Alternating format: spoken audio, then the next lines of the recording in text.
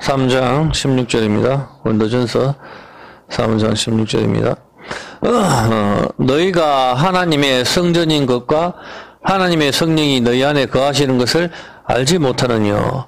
하나님의 성령이 우리 안에 거하신다고 하십니다. 하나님의 성령님께서 우리 안에 거하시기 때문에 우리가 성전인 것이죠. 예, 보면은 너희가 하나님의 성전인 것과 하나님의 성전, 우리 보고 우리 몸이 하나님의 성전이라고 합니다.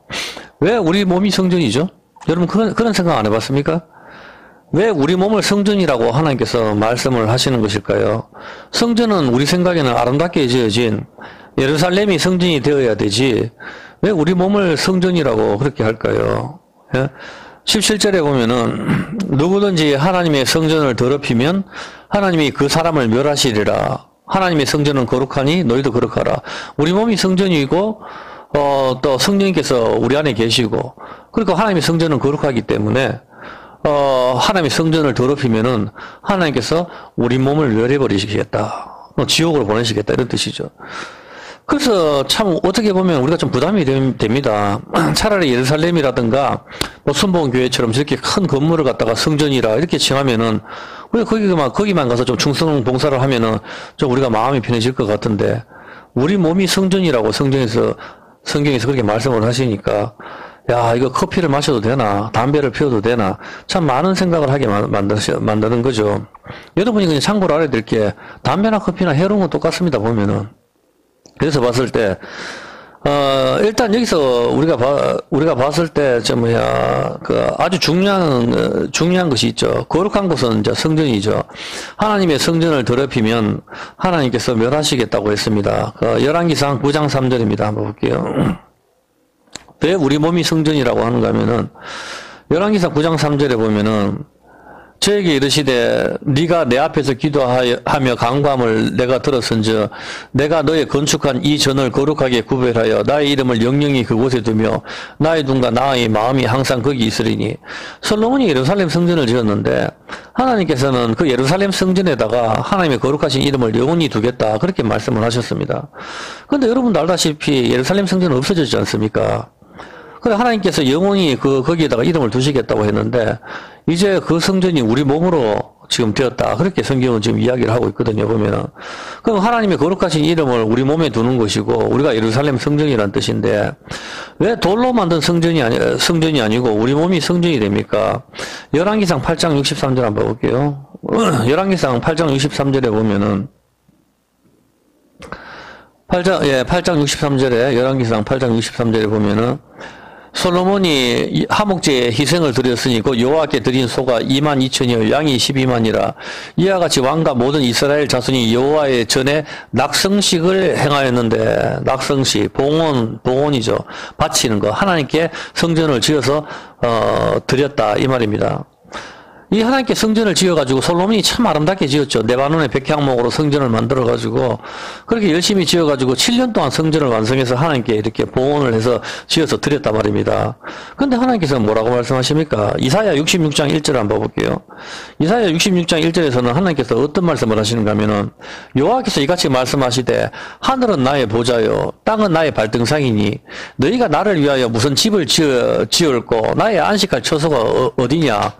너희가 계집 짓는 것처럼 갖다 줘봐야 그건 안 된다 이 말입니다. 하늘은 하나님의 보호자이기 때문에 땅은 나의 발등상이고 하나님은 너무나도 크시고 우주를 만드신 하나님인데 인간이 지은 집에다가 하나님께서 지은 집을 암만 솔로몬이 잘 지어서 봉헌을 했다 하더라도 하나님께서는 거기에 거하실 수 없는 것이죠. 왜냐하면 하나님께서는 하늘이 내 보호자고 하늘은 하나님의 의자라고 말씀하시는 거고 땅에 하나님이 그냥 발디는 발등상이다 말씀을 하셨는데 어떻게 인간이 하나님이 거하실 집을 지어서 바칠 수가 있겠습니까? 사도행전 7장 47절 한번 볼게요. 사도행전 7장 47절에 보면은 솔로몬이 그를 위하여 집을 지었느니라.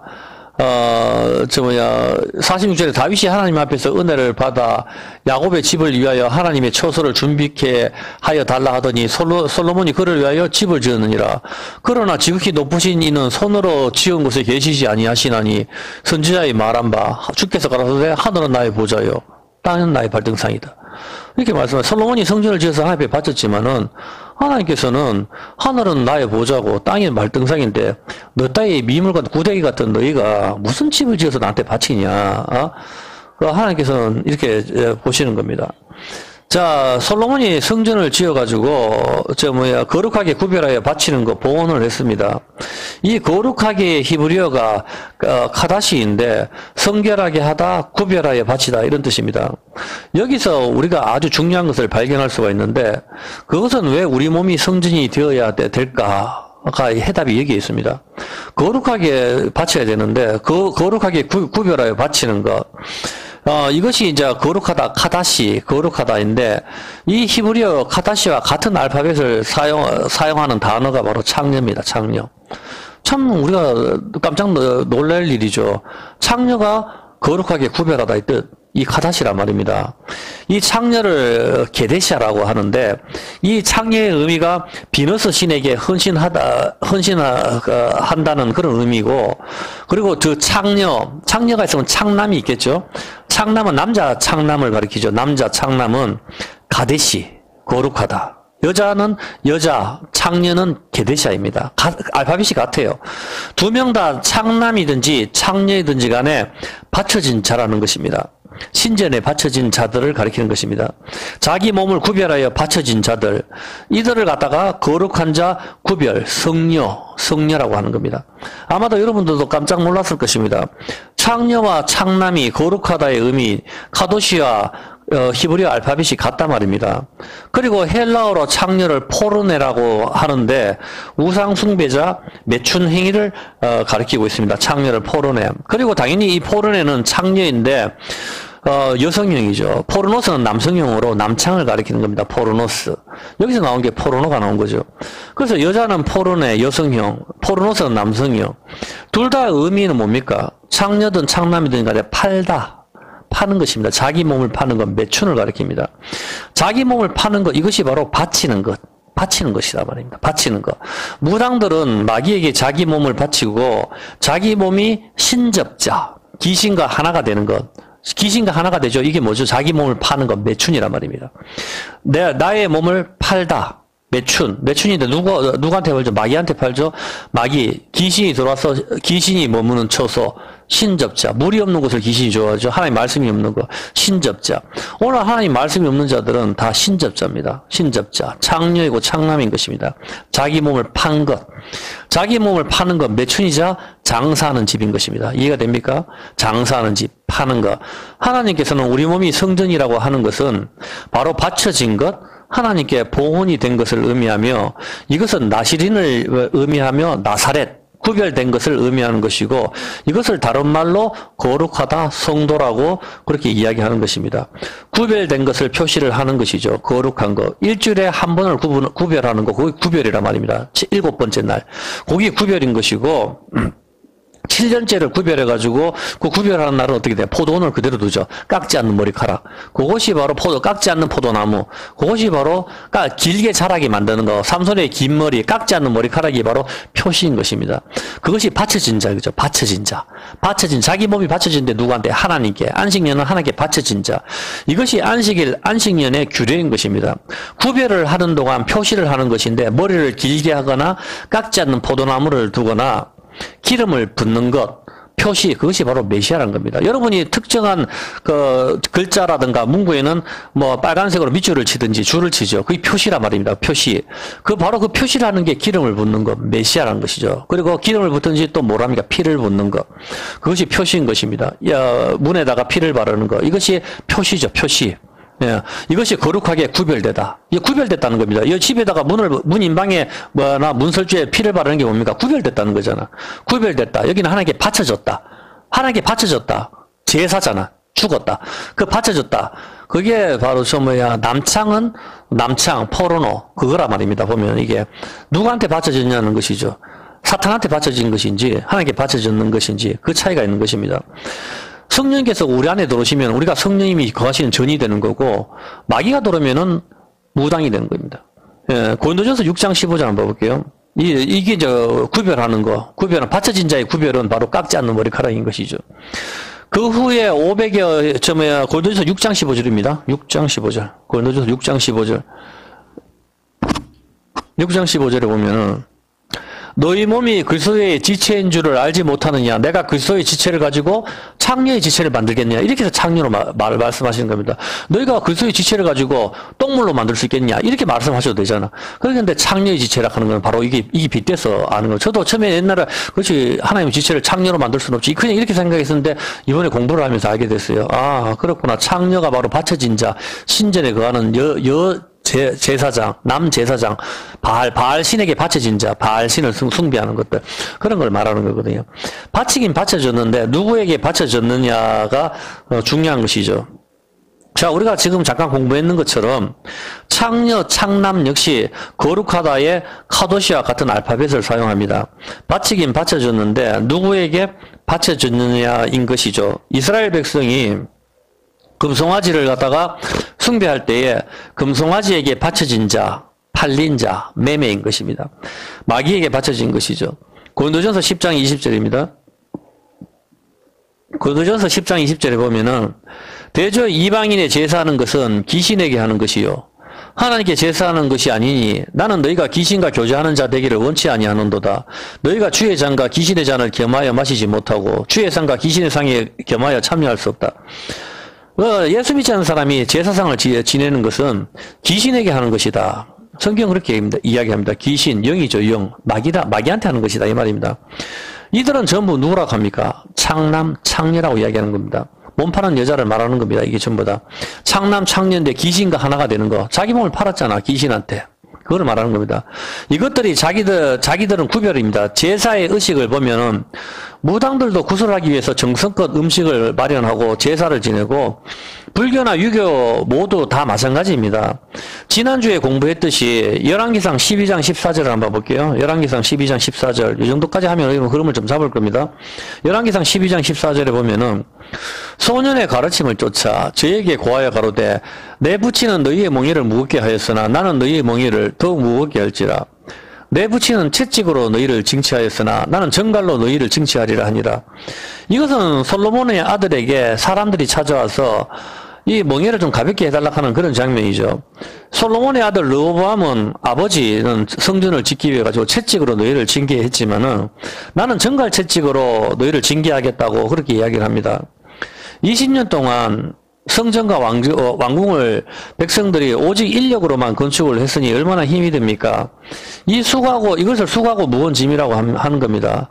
이 수고하고 무거운 짐을 좀 내려달라고, 힘을 달라고, 멍에를 가볍게 해달라고, 그렇게 르호보암한테 찾아왔는데, 르호보암은 아버지 솔로몬은 채찍으로 너희를 두르게 팼지만은 나는 정갈 채찍으로 너희를 작살내겠다. 이렇게 이야기하는 겁니다. 당연히 우리가 알다시피 지난주에 공부했다시피 이 수고하고 무거운 짐은 돌로 만든 성전을 가리키는 것입니다. 이 성전 안에 언약궤가 있는 것이죠. 이 수고하고 무거운 짐을 다른 말로 무엇이라고 합니까? 당연히 돌로 만든 성전, 바벨탑, 여리고성 이렇게 다 표현을 할 수 있겠지만은 다른 말로 이 수고하고 무거운 짐을 뭐라고 이야기하죠? 돌로 만든 성전, 수고하고 무거운 짐을 좀 가볍게 해달라고 이야기하잖아. 내가 애굽의 무거운 짐 밑에서 너희를 빼냈다. 비동과 람셋을 짓는 거, 피라밋을 짓는 거, 전부 이런 거다 말입니다. 근데 우리 이름을 내려고 하는 거, 그것이 부자인 것이죠. 그걸 갖다가 할 때 그게 수고하고 무거운 짐인데. 그 수고하고 무거운 짐, 돌로 만든 성전, 그것을 갖다가 짓기 위해서 오늘날도 어떻게 합니까? 교회 건물을 짓자고 진짜 성전을 작살내죠. 이 잘못이라는 거죠. 그런데 그렇게 성전을 짓는데, 좀 수고하고 무거운 짐을 다른 말로 뭐라고 이야기합니까? 돌로 만든 성전을 쌓는 거. 다른 말로 수고하고 무거운 짐을 갖다가 임신이라고 합니다. 임신. 욕심이 임신해서 죄를 낳고, 죄가 장성한 즉 사망을 낳는다. 수고하고 무거운 짐은 바로 무엇입니까? 임신입니다. 임신은 뭡니까? 자궁, 아들자, 자궁, 아들의 집을 말하는 겁니다. 아기 집이죠. 아기의 집. 아들의 집. 거기에 아들이 들어가는 거, 아들의 집, 성전을 가리키는 거다 이 말입니다. 성경에서 말하는 거는 지금 그 이야기를 하고 있는 겁니다. 우리 몸이 성전이 되는 거를 내가 설명하려고 하는 겁니다. 그럼 여러분이 여기서 어떻게 연결되는구나를 잡아야 된단 말입니다. 하나님께서 왜 우리 몸이 성전이라고 하는지 그게 그렇게 연결되는 것입니다. 예루살렘 성전을 갖다가 지금 때려 부수고 난리잖아. 전쟁한다고. 그게 아니라는 거죠. 그래서 바로 성경에서 말하는 이 성전은 우리 몸이 성전이라고 하는데, 이 성경에서 말하는 바로 그 무거운 짐은 임신을 가리킨단 말입니다. 임신. 아들을 갖다가 임신을 했었을 때, 아기를 임신했을 때 여자는 몸이 굉장히 무겁지요. 그 아들의 집, 성전을 가리키는 건데, 르호보암의 아버지 솔로몬은 채찍으로 성전과 왕궁을 건설했지만 나는 정갈 채찍으로 하겠다. 이 수고하고 무거운 짐은 돌로 만든 성전을 쌓는 것이고 바벨을 쌓는 것입니다. 요한복음 2장 19절에 한번 볼게요. 요한복음 2장 19절에 예수님께서는 이 성전을 헐어라. 예수께서 대답하여 가라사대 너희가 이 성전을 헐어라. 내가 사흘 동안에 일으키겠다. 3일 만에 주님께서 일으키시겠다. 그렇게 말씀하십니다. 21절에 유대인들은 6년 동안 이걸 지었는데 이걸 3일 만에 일으키겠냐? 그러나 예수는 성전된 자기 육체를 가리켜 말씀하시는 거다. 그러면 그 여지껏 했는 성전은 바로 내 육체를 말하는 거야. 주님께서는 그렇게 말씀하시는 것이십니다. 여러분도 생각을 해보십시오. 돌로 만든 성전을 46년 동안 지었다고 합니다. 얼마나 잘 지었겠습니까? 솔로몬도 7년 동안 짓고 왕궁까지 해서 20년을 지었으니까 46년 동안 이 지은 예루살렘 성전 헤롯까지 스룹바벨 성전을 헤롯이 또 보태가 지었으니까 얼마나 화려하고 아름답겠습니까? 제자들이 예수님께 찾아와서 주님 이 건물이 어떻습니까? 말을 하지 않습니까? 마가복음 13장 1절입니다. 얼마나 화려하게 지었으면 마가복음 13장 1절에 보면은 예수께서 성전에서 나가실 때에 제자 중 하나가 가로되 선생님이여 보소서 이 돌들이 없다며 이 건물이 없답니까? 얼마나 이 건물이 멋있지 않습니까? 제자들이 예수님께 막 이렇게 정말 건물 아름답지 않습니까? 그렇게 이야기하니까 예수님께서는 이 건물이 돌 위에 돌 하나도 남지 않고 무너진다. 그렇게 이야기했습니다. 겉으로 볼 때 화려하고 멋있는 건물이 무너진다고 합니다. 왜 그렇습니까? 마태복음 23장 27절입니다. 마태복음 23장 27절. 겉으로 봤을 때 그 아름답고 화려한 건물이 무너진다고 했는데 저주가 있을지어다. 화 있을지어다. 저주입니다. 저주 있을지언정 외식하는 서기관들아. 서기관들과 바리새인들이여 회칠한 무덤 같으니 겉으로는 아름답게 보이나 그 안에는 죽은 사람의 뼈와 모든 더러운 것이 가득하도다. 무덤을 말하는 겁니다. 겉으로는 아름답게 보이고 회를 칠해가지고 참으로 아름답고 화려하게 보이지만은 그 속은 죽은 시체로 가득하다. 그것이 무엇입니까? 겉으로는 화려하고 아름답지만 그 속은 죽었다. 장사하는 집으로 성전을 만들었을 때 예수님께서는 채찍을 휘둘렀습니다. 그 옛날 성전을 지을 때 솔로몬이 채찍으로 성전을 짓듯이 이제 두 번째 예수님께서 채찍으로 성전에서 휘두르신단 말입니다. 성전에서 장사하는 자들에게 채찍을 휘두르는 거. 장사하는 게 뭐죠? 매춘이란 말이에요. 매춘. 나를 파는 것이죠. 자기 몸을 파는 자들, 장사하는 자들. 너희는 장사하는 집을 만들었다. 창리의 집, 매춘의 집을 만들었다. 내 집은 기도하는 집인데 너는 장사하는 집, 매춘의 집을 만들었구나. 그래서 채찍으로 휘두르신 거죠. 솔로몬이 돌로 만든 성전을 지었을 때 채찍을 휘두르는 걸 명심하십시오. 예. 자기 몸을 파는 자들, 창녀, 창남, 거룩하게 구별한다의 의미인 것입니다. 누구를 위한 구별입니까? 금송아지, 마귀, 사탄, 귀신인 것입니다. 하나님께 구별이 아닌 귀신에게 제사하는 것입니다. 귀신에게 제사하기 위해서 하루 종일 목욕하고 깨끗하게 목욕 제기하고 그렇게 무당 구슬하고 그렇게 합니다. 겉으로는 아름답게 보이나 구슬할 때 화려한 옷을 입고 춤을 추고 좀 멋지죠 보면은 뭔가 보여주잖아. 퍼포먼스가 있습니다. 당장 짝두에서도 춤을 추고 겉으로는 아름답게 보이지만 속에는 죽은 시체가 있는 거, 회칠한 무덤이란 말입니다. 회칠한 무덤, 무엇입니까? 에레미야 20장 17절. 겉으로는 아름답게 보이지만 속에는 죽은 시체가 있다. 무엇이라 합니까? 에레미야 20장 17절에 보면은 이는 그가 나를 태에서 죽이지 아니하였으며 나의 어머니로 내 무덤이 되게 하지 아니하였으며 겉으로는 아름답게 보이는 게 뭡니까?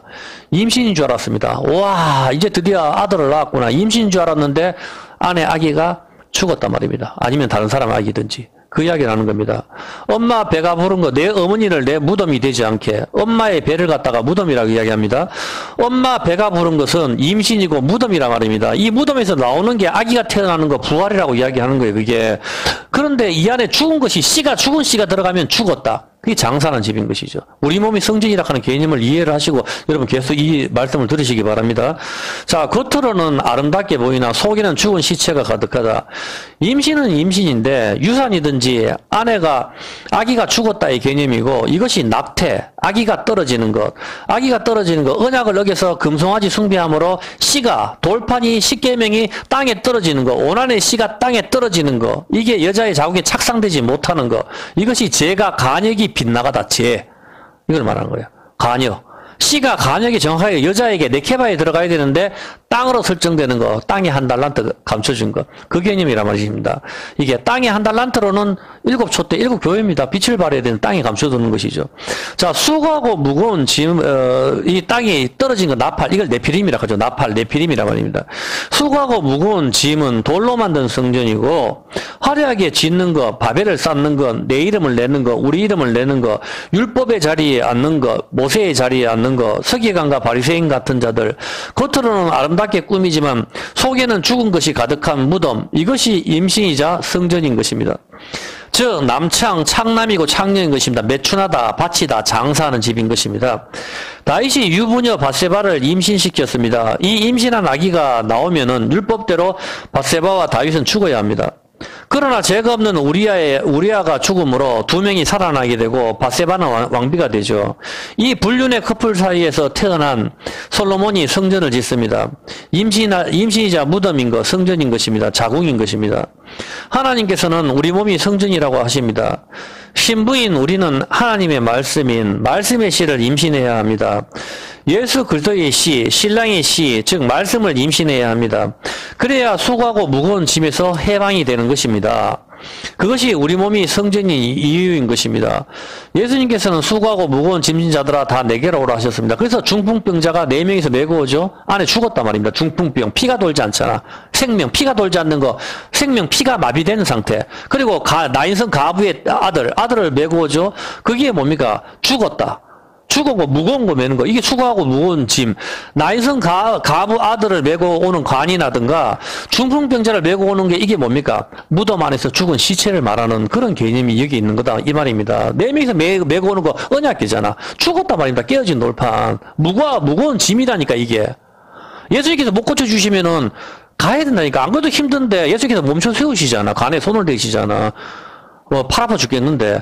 근데 나와서 보기에 더 이상 무거운 짐을 칠 필요가 없단 말입니다. 살아나왔기 때문에. 이게 뭐야, 이래가지고. 그래서 그 안에 뭡니까? 죽어서 사람이 살아나왔죠?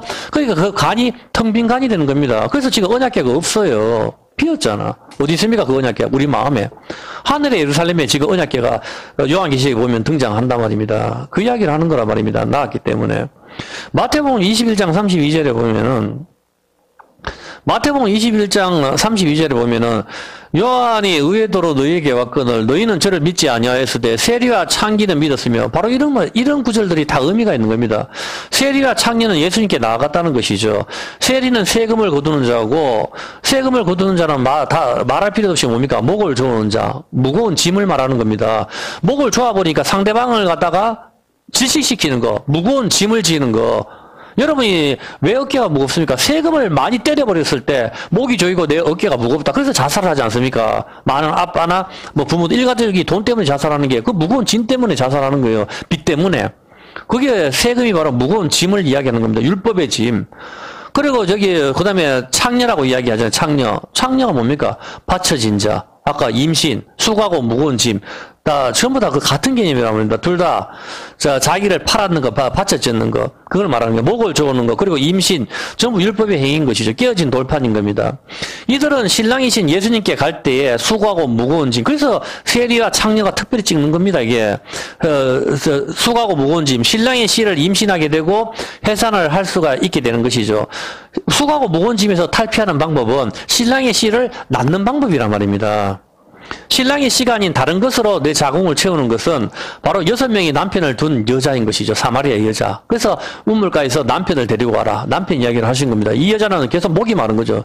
6명이 남편이 있어도 자기를 채워주지를 못하니까 목이 마른단 말입니다. 이것들이 채워지는 것은 늘 세상에 주는 쾌락이나 권력이나 마약이나 이런 걸로만 채우니까 이스라엘 지배했던 6개 나라들, 이집트, 로마, 헬라, 메데아, 바사 전부 다 이런 모든 인간들이 채워주는 건 뭡니까? 헬라는 철학을 말하고 말하고, 로마는 칼을 말하고, 전부 다 이런 걸로 다 채워주니까 안 채워지잖아. 그걸 말하는 거예요. 6명의 남편은 이집트를 지배했던 6개 나라들, 아수르 전부 다 혼합, 섞이는 거, 바벨, 전부 다 섞이는 거, 이 세상의 모든 것과 재즈가 섞이고, 다 섞이고 믹싱이 되는 거. 그렇게 들어왔을 때 여자가 채워지지가 않습니다. 그걸 말하는 거예요, 보면은. 정상적인 아이를 낳을 수가 없는 것이죠. 목이 마르는 거. 유부녀 바세바가 아이를 낳으면 자기는 죽기 때문인 것이죠. 이 아이는 신랑의 씨가 아닌 것입니다. 신랑의 씨를 임신하지 않은 세상 모든 여자들은 이것을 갖다가 매춘하다? 창녀라고 합니다. 맞습니까? 맞죠? 쑥하고 묵은 짐인 것입니다. 이 여자들이 배가 불러옵니다. 창녀죠. 바세바 창녀로 말입니다. 다른 남자의 씨를 받았으니까 창녀 아닙니까? 그 남자한테 바쳤으니까. 그래서 배가 불러오는 거, 수가고 무거운 짐, 큰일 났습니다. 이 아기가 태어나는 순간 엄마는 죽습니다. 원하지 않는 아기이기 때문인 것입니다. 사무엘하 11장 5절. 그래서 누구하고 의논합니까? 불륜남과 의논을 하죠. 내가 임신하였다. 사무엘하 11장 5절. 사무엘하 11장 5절에 보면은 여인이 잉태함에 보내어 다윗에게 고하여 그러되 내가 임신하였습니다. 다윗도 갑자기 깜짝 놀랐습니다. 드디어 죄의 삭시, 욕심이 임신한 즉, 죄를 낳고, 죄가 장성한 즉, 사망을 낳죠. 우리아가 죽습니다. 그대로 선악과 먹은 상태, 그대로 여기서 보여주는 겁니다. 그래서 드디어 내가 임신하였다. 욕심이 임신을 한 즉, 죄가 나오는 것이죠. 남편이 우리하고 상의를 하는 것이 아니라, 불륜남과 의논하고 있습니다. 배가 불러올수록 고통스럽습니다. 수고하고 무거운 짐, 바벨탑, 여리고 돌로 만든 성전인 것입니다. 계속적으로 지을수록 채찍으로 맞으면서 수고하고 무거운 짐이란 말입니다. 선악과 먹고 배가 불러오는 것, 그것을 말하는 겁니다. 배가 불러오는 것, 선악과 먹고 배가 불러오는 것, 욕심이 임신한 즉 죄를 낳고 죄가 장성한 즉 사망을 낳는 것입니다. 그러나 신랑이신 예수님께 가면 디모데전서 2장 15절입니다. 디모데전서 2장 15절 2장 15절에 가면은 그러나 여자들이 만일 정절로서 믿음과 사랑과 거룩함에 거하면 그 해산함으로 구원을 얻으리라. 수고하고 무거운 짐은 해산함으로, 아기를 낳음으로 구원을 얻는다 이 말인데, 해산함으로 구원을 얻는다. 누구를 낳으라는 소리입니까? 그 여자는 교회입니다, 교회. 교회가 누구를 낳으라는 소리입니까? 신랑이 예수님을 낳았을 때 우리가 그 해산함으로 구원을 받는다. 왜? 여자가 아기를 낳으면은 이 여자가 뱀의 머리를 때려버리기 때문에. 그 이야기를 하는 거예요. 그러니 우리가 다 교회인데, 교회는 누굴 낳아야 됩니까? 신랑의 씨를 반드시 임신하는 것으로 그치는 게 아니고 낳아야 되는 거죠. 낳아야 되는 거. 그게 부활이라고 하는 겁니다. 이것이 바로 해산함으로 구원을 얻는 것입니다. 이것이 모두의 기쁨이고 상속자가 되는 것이고 아버지의 유업을 이을 자가 되는 것, 언약을 이어가는 자가 되는 것. 그러나 창녀의 지체로 만들면 이것이 수고하고 무거운 짐, 임신은 임신인데 태어나면은 모두가 죽는 아기인 것이죠. 창녀가 만약에 바세바가 아기를 낳아버리면 어떻게 돼요? 모두가 죽잖아. 남편이 지금 엄마하고 아버지는 다 죽는단 말입니다. 그 아기를 낳은 엄마는 죽는다니까. 이것이 매춘하다, 구별되다, 바치다, 창녀인데 이것이 언약이 깨어진 것, 돌판이 떨어진 것, 나팔, 네피림, 거인이고 이것이 낙태, 씨가 땅에 떨어져서 깨어지는 것. 하나님 말씀이 씨인데 이것이 땅에 떨어져서 깨어지는 것. 글씨를 알아볼 수 없는 것, 말을 못하는 것, 벙어리, 방언. 꿈이 해석이 안 되는 것, 모두가 죽는 것입니다. 떨어지다, 아기가 떨어지다, 별이 떨어지는 것, 유성이죠. 별똥. 그거라면 별똥별이 떨어지면 소원을 빌어. 이거 바보 멍청이죠. 별이 떨어진 건 낙태를 말하는 거예요. 낙태. 돌이 떨어지는 거, 씨가 떨어진 거, 죽었다 이 개념이라고. 거기 무슨 소원을 빌어요. 유사, 낙태, 이것이 바로 만삭되지 못하여 출산한 자, 7푼이, 8푼이, 7달 만에 나온 사람을 7푼이, 8달 만에 나온 사람을 8푼이, 이것을 고린도전서 15장 8절, 이렇게 이야기하는 거죠. 만삭되어 나오지 못하는 자, 사도 바울, 맨 나중에 만삭되지 못하여 7푼이, 8푼이를 통하여 성경을 쓰게 하시는 거죠. 사도 바울. 바로 우리를 말하는, 왜 사도 바울을 통해서 성경을 쓰게 합니까? 7푼이, 8푼이. 바로 언약의 돌, 율법이 깨어져서 우리 다 죽어야 되는데, 사도 바울이 바로 다메섹에서 예수님을 만남으로 다시 살아나는 그림들, 이게 다 어떤 표시가 있는 것이죠. 텐트를 만드는 자, 장사하는, 천막을 치는 것, 전부 이 교회를 가리키는 것, 어떤 보여주는 것이 있는 거죠. 사도 바울이 만삭되지 나오지 못한 자에게 성경을 기록하게 하신 것은 우리는 죽어야 하는데 예수님 때문에 사는 것을 보여주는 그림인 것이죠. 하나님께서는 우리를 구별하셨습니다. 성도라고 부르지요. 이것이 구별의 의미는 바쳐진다, 나실인가 나사렛과 같은 의미인 것입니다. 성도라는 개념이. 성도가 거룩한 물이 아닙니까? 거룩하다는 것은 바쳐졌다는 것입니다. 동물, 짐승이 제물이 되었다는 뜻 아닙니까? 그래서 우리 몸을 거룩한 산 제사로 드리라 하잖아요. 바쳐졌는 자인데 예수님의 피로 사신 교회이고 우리는 구별이 되었다는 것이죠. 왕같은 제사장이라고 하시고 또한 성전이라고 합니다. 성전 안에 언약궤가 있듯이 우리 마음판 안에 하나님의 언약궤가 새겨져야 되는 것이죠. 이것을 갖다가 마음의 할례를 받아라 하는 것이죠. 이것이 씨가 들어오는 것이고 이것이 임신인 것입니다. 이해했습니까? 그것이 임신이라 말입니다. 우리 마음에다가 새기는 거, 두 번째 돌판성인 거, 그것이 임신 아닙니까? 이것은 매춘부나 불륜의 임신이 아니라 신랑의 씨를 임신한 것, 기쁨인 것이죠. 교회는 이 씨를 해산해야 구원을 얻는 것입니다. 이 씨가 신랑의 씨라는 것을 증명해야 되는 것입니다. 그래야 우리가 사는 것이죠. 신랑의 씨가 아닌 금송아지의 씨, 금송아지의 씨, 돈의 씨, 마약의 씨, 유튜브의 씨, 건세, 명예, 힘, 모든 것을 합쳐서 음란의 씨, 불륜의 씨가 나오면은 산모는 죽는다 이 말입니다. 다 합쳐서. 신랑에게 죽는 것이죠. 누구한테 죽습니까? 신랑에게 죽는단 말입니다. 율법에 의해서. 아니면 아기가 죽거나 한다면 대를 이을 수가 없고 엄마는 교회는 끝이 나게 되는 것이죠. 열왕기상 3장 16절입니다. 열왕기상 3장 16절에 보면은 때에 창녀 2명이 왕에게 나와 그 앞에 서며 창녀 2명이 아기가 있었습니다. 여러분 다 아는 스토리니까 길게 설명할 필요는 없죠. 당연히 솔로몬에게 재판을 받는 건데 이 창녀 2명 중에 이 한 아기는 엄마가 죽여버리죠. 엄마가 힘으로 아기를 갖다 덮어서 죽여버립니다. 질식사를 시킨지 어떻게 했는지 모르겠는데 아기를 죽이죠. 그리고 나머지 한 아기를 갖다가 서로 자기 아기라고 우기고 있습니다. 창녀 2명. 누굽니까? 북이스라엘과 남유다를 보여주는 것이고 유대인과 이방인을 보여주는 그림이고 레아와 라헬 바로 그런 그림을 보여주는 그런 그림이죠. 둘 다 창녀이므로 남편이 누구인지 모릅니다. 한 아기는 엄마가 죽이고 나머지 한 명의 아기를 솔로몬이 어떻게 합니까? 칼로 잘라라 해서 아기 엄마를 찾아줍니다. 아기를 칼로 자를 때 친엄마가 가려집니다. 칼은 성령이금 말씀입니다. 맞습니까? 맞죠? 예, 이 칼로 아기를 자를 때 친엄마가 가려지는 것이죠. 예수님을 십자가에서 자를 때 그 사건을 마음에 두는 여자는 어떻게 됩니까? 아브라함이 자기 아들 이삭을 칼로 자르라고 할 때에 십자가 사건을 온몸으로 하는 자들 26절이죠. 26절 한번 볼게요. 그대로. 예, 20절 한번 볼게요. 26절에 보면은 그 산 아들의 어미 되는 그 계집이 그 아들을 위하여 마음이 불붙는 것 같아서 솔로몬이 칼로 아기를 잘라라 했었을 때 그 진짜 엄마는 마음이 불붙는 것 같았다. 이게 뭡니까? 아브라함이 자기 아들을 갖다가 자르는 거, 예수님을 십자가에서 자르는 거, 산모 교회입니다. 교회를 말하는 거예요. 이게 교회가 그 십자가 사건을 갖다가 자기 가슴에 그대로 새기는 사람은 바로 자기 아들을 찾을 수 있는 거. 그런 그림을 보여주잖아요. 칼로 자르라, 칼, 성령의 검, 그 말씀을 가지라 하지 않습니까? 마음이 불붙는 거, 불붙다, 카마르, 엮어짜다, 사랑이나 연민으로. 그거라면 엮어지는 거. 그리고, 히브리어, 같은 알파벳으로 뭡니까? 카마르, 제사장이다, 제사장. 이게. 마음이 불붙는다. 제사장. 우상을 섬기는 제사장을 말하는 겁니다. 무슨 뜻입니까? 자기 아들을 이방신에게 제사를 지내는 것. 이것이 바로 여러분 여기서 가만히 생각했을 때 자기 아들을 갖다가 제물로 바치죠. 예수 안 믿는 사람들은. 왜 그러죠? 자기 아들을 왜 제물로 바칠까요? 자기에게 가장 소중한 것을 갖다가 이방신에게 제물로 바치는 것. 이것이 그 사람들의 최고 큰 행위란 말입니다. 자기 최고 큰 행위는 돈 5만 원을 주는 게 아니고 자기의 가장 사랑하는 아들을 갖다가 제물로 바치는 게 가장 큰 행위죠. 무소유보다 더 큰 행위란 말입니다.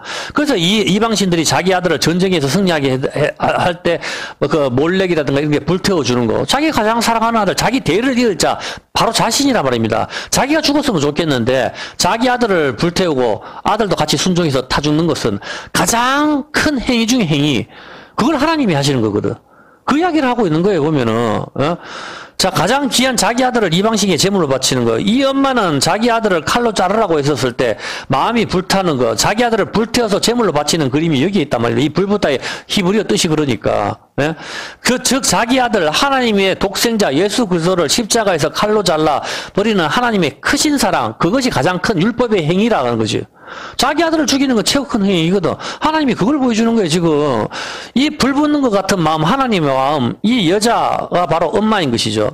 교회는 신랑이신 예수님 십자가로 인하여 불붙는 것 같은 마음이 있어야 하며, 이것이 바로 음행을 한 나 자신 때문에 예수님이 십자가에 달리신 것이라는 것을 알아야 하는 것입니다. 그래서 예수님을 팔고서 은 30으로 땅을 사는 것이죠. 예수님이 팔린 것은 뭡니까? 바로 매춘이라니까? 예수님이 팔려서 뭘 합니까? 땅을 사죠. 내 몸을 파는 거, 그게 매춘이라 하는 거예요. 그게 간음. 그 이야기를 하는 거예요. 그래서 예수님을 팔고 갑자기 땅을 왜 뜬금없이 왜 사겠어요? 그 이야기를 하는 거라니까, 성경이. 이 성경이 참으로 무서워요, 보면은. 예수님이 팔린 것은 바로 매춘, 음행하는 거, 우리 신부 때문에 그 모습 그대로 팔린 것이죠. 은 30에. 팔려서 창남, 창녀의 모습 그대로 팔린 것이죠. 은 30에 팔아버린 거, 나를 파는 거, 이것이 매춘인데, 신부에게 팔려버린 예수님의 모습인 것이죠. 들릴라의 은혜, 삼손이 팔려버린 것과 똑같은 것입니다. 자기 제자 가룟 유다에 의해서 팔려버린 그 모습 그대로. 그래서 하나님께서 우리에게 너희 몸은 성전이라고 그렇게 이야기를 하시는 겁니다. 성전이면 신랑의 씨를 임신하라 이 뜻입니다. 창녀의 지체를 만들겠느냐? 그럴 수 없다. 그렇게 이야기하는 겁니다. 고린도전서 6장 15절. 제가 대충 이렇게 저렇게 이야기해도 여러분 이미 우리 교회에서 많이 들었으니까 무슨 이게 시나리오다 하는 걸 이미 감을 다 잡았을 겁니다. 뭐 상세하게 설명 안 해도 다 아시지 않겠습니까? 6장 동영상을 보시는 분도 우리가 계속 이런 스타일로 설교를 하니까 아마 대부분 다 알아들리라 생각합니다. 고린도전서 6장 15절. 너희 몸이 그리스도의 지체인 줄 알지 못하느냐? 내가 그리스도의 지체를 가지고 창기의 지체를 만들겠느냐? 결코 그럴 수 없다. 왜 이제 이 말씀을 쓰신지 이해가 다 될 것입니다. 그리고 왜 하나님께서 우리 몸이 성전이라고 하는지 이제 아시겠습니까? 돌로 만든 성전이 아니라. 그렇기 때문에 우리 몸은 우리가 하나님께 값으로 산 것이 되었기 때문에 우리가 담배를 피워서는 안 된다. 그 뜻이 아닙니다. 담배나 커피나 똑같습니다, 여러분. 상식적으로 생각해 보십시오. 담배 피우는 거 차라리 예수 안 믿는 사람은 술 한잔 먹고 풀지 않습니까? 마음 공황에 있는 것보다 그게 훨씬 낫지 않습니까? 성경에 예수님도 포도주로 잔치를 벌였는데 무슨 소리를 합니까 도대체? 그딴 걸 말하는 거 아니라고. 바로 내 몸 성전에다가 다른 씨가 들어오지 못하게 하라 이 말입니다. 이 창녀라 하는 것은 이 하나님 말씀을 마음에 새기고 그 말씀의 길로 걸어가는 거 좁은 길이 어디 있습니까? 내 안에 있다니까, 내 안에. 하나님 말씀. 성경이란 말입니다. 이게 좁은 길이라니까. 나를 쪼갤 때 여기가 이게 좁은 길이라고 이야기를 하는 거라. 이 세상이 모든 넓은 길이 아니고 성경 말씀은 이 세상에서 좁은 길이 어디 있냐 찾는 게 아니고 그 좁은 길은 바로 나를 쪼개는 거 십자가에서 그게 그때 길이 열리는 거라니까. 성경은 그 이야기를 하고 있는 거라. 십자가에서 내 몸을 쪼개는 거. 그 내 몸이 어떻게 쪼개집니까? 만나를 먹는 거. 이는 너를 낮추시는 거. 하나님 말씀을 먹을 때 말씀이 나를 지배하게 할 때 아기가 엄마를 지배하는 거. 그때 그것이 바로 자궁, 아기의 집이 되는 거다 이 말입니다. 이해했습니까? 그 이야기를 하는 거라고, 우리 몸이 성전이라고 하는 것은. 근데 돌로 만든 성전을 계속 쌓고 있어가지고 더 바쳐라 더 바쳐라 이것으로 작다. 미친 거죠 보면은. 하지 마십시오 여러분. 성경은 그런 이야기 하지 않습니다. 하나님께서는 우리 몸이 성전이기 때문에 물론 우리가 다 힘내서 교회를 잘 하는 건 중요한 것이죠. 그렇지만 다방보다 교회가 많습니다. 더 이상 여기서 교회 건물 짓는 게 무슨 의미가 있습니까 여러분. 결국 뭐 개척교회 하는 목사 자기 욕심밖에 없는 거죠 보면은. 다 아시지 않습니까 보면은. 차라리 교회가 어려우면 작은 교회 몇 명 목사님들 합쳐가지고 동산목회를 해도 얼마든지 가능합니다. 그렇게는 안 하지 않습니까? 끝까지 죽을 때까지 끌고 가지 않습니까 전부 다. 사람은 몇 명이 되더라도 아무도 양보하지도 않고. 그렇게 하기 때문에 내 몸 성전에 다른 씨가 들어와서 자라는 거, 이것이 뭡니까? 이것이 바로 매춘이라고 합니다. 다른 씨가 들어오는 걸 뭐라 하죠? 내 몸 성전에 다른 씨가 들어오는 거, 이게 매춘인데 예수 씨가 아니고 말씀이 아니고 다른 씨가 들어오는 게 창녀의 지체로 만드는 건데 그걸 뭐라 합니까? 땅에서 가시와 엉겅퀴가 나온다 하는 거라요. 그게 땅에서 가시와 엉겅퀴가 나오는 거. 그게 옥토밭이 아닌 거를 말하는 거라니까. 그게 가시와 엉겅퀴를 내는 거, 땅이 저주를 받다. 가시와 엉겅퀴가 나오는 거. 자라면 자랄수록 골치가 아픈 것이죠. 이 가시와 엉겅퀴가 나오는 밭을 두 번째 아담이 땀을 흘림으로 개가 난 밥, 그것이 바로 피밭이다. 그 이야기를 성경에서 하는 거단 말입니다. 피바, 그것이 옥토죠. 그 이야기를 성경에서 하고 있단 말입니다. 정확한 맥을 잡아야 된다는 것이죠, 보면은. 예, 오늘 여기까지만 할게요. 시편